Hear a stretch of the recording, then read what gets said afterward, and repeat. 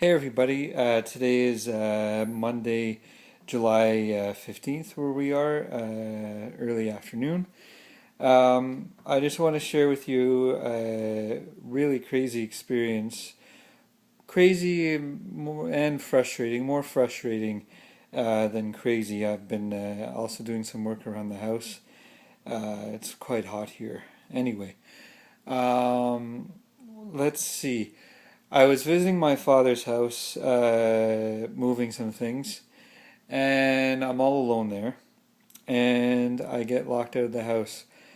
I normally always have my keys when I'm there, because at our place, um, the door doesn't close behind you. It just stays open. You have to manually close it. But this one, it locks shut, and there was no wind. The door was sitting still for quite a while. Um, And then all of a sudden, I'm outside to throw something out, and the door slams shut. Normally, there's a neighbor next door who has our key, and there's normally a spare key outside. I first tried the neighbor, they're gone. I later found out that they weren't back till the next day, which was yesterday. And my wife was away about 7 hours by car. And my father was away in a different direction, 7 hours by car at a cottage. So I called him up. Normally there's a spare key outside the house hidden under a brick. And I looked around everywhere first before I called him, anywhere that I could think of, under pots, plant pots, things like that. Then I called my dad and I asked him if he knew where it was. Um, and he didn't. It was nowhere around. And his wife was 2 hours away from where the cottage was, and guess what? Her cell phone doesn't work. It was only a city cell phone. So he couldn't reach her. And she has a sister nearby who did end up having a key. But my father didn't have his her number in his contact list on his cell phone, and they had no internet where they were. The nearest internet connection was 30 minutes by car. So it just kept getting worse and worse. You know what I mean? Um, and to top it all off, my cell phone was only at about 25% good. So I ended up reaching my wife, and I first tried to find a couple of locksmiths around. The locksmith that I found, which was actually right in the neighborhood where we are, said they had no way of helping me. There was no technicians around, nobody was available, they didn't know when somebody could come, there was no waiting list, so I just hung up the phone. And by that time, my phone was dying rapidly because of using the internet. So I managed to reach my wife. She was away for a bridal shower, and she found a few locksmiths. She found one, and um, he ended up coming. And then my cell phone died. I ended up having to use the neighbor's cell phone for the locksmith. I just said, forget, my dad, because the key doesn't seem to be anywhere, and there's nowhere around.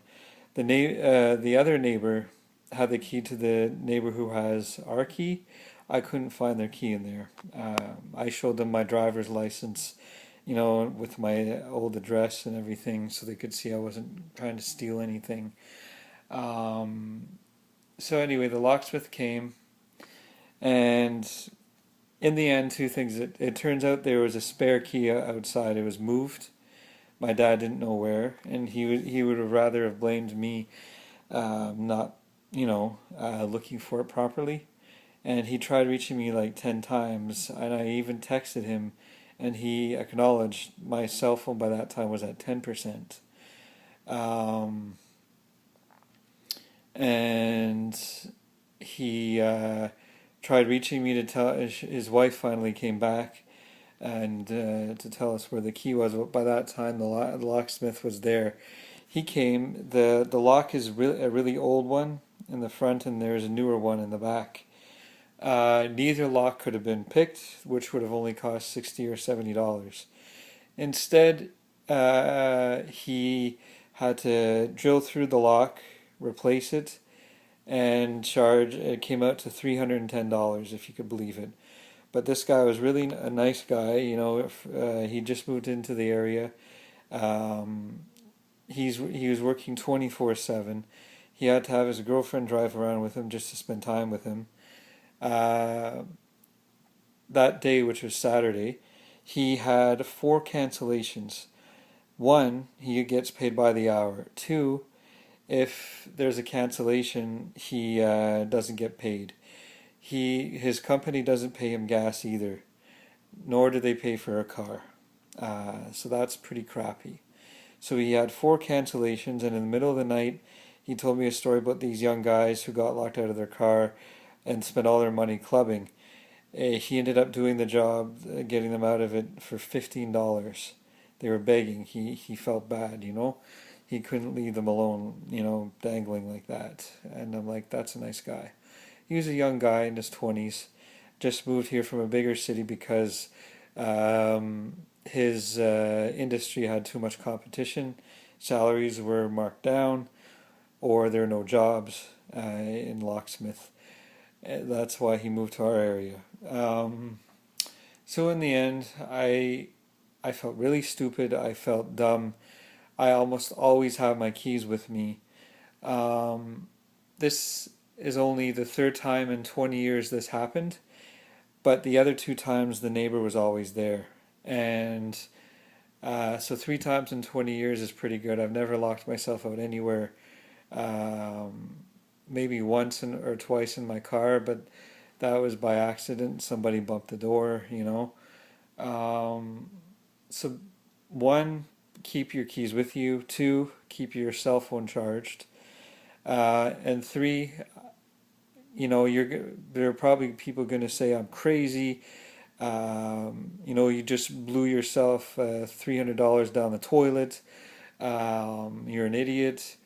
How dumb could you be? Believe me, I thought all those things myself. But then, after the locksmith told me his story for the day, the guy sleeps 3 to 6 hours a night. Has his girlfriend driving around with him almost every other day, just to spend time together, and he has to pay his own gas.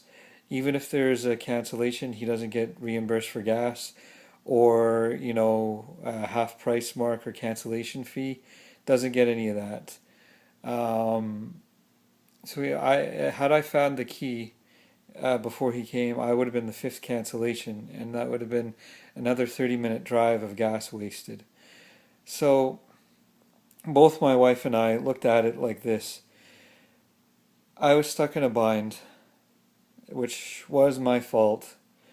But at the same time, after hearing his story for the day, I'm really glad I was able to help him out, to give him some basic needs, help him eat, gas, shelter, whatever. And I know there will be some people who say I'm crazy, whatever, but deep in my heart, that's what I felt. I just felt, I can't explain it. I was able to help this guy out, and I was able to help give him some income for a really bad day. And the next time something crappy happens to you like that, just think of this. Maybe you were in a reverse position. Maybe somebody else helped you after having a really bad day, and you were able to get paid or whatever, or had services exchanged for your help.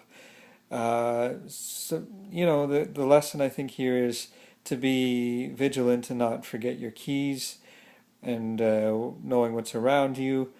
But also, if something happens where you end up losing money, just keep in mind that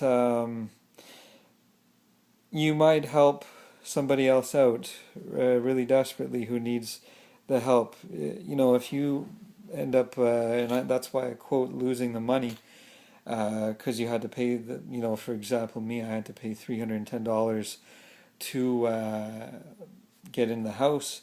even though it turned out there was a spare key, which none of us knew where it was. I was able to help this guy out after having a really bad day, practically working for free.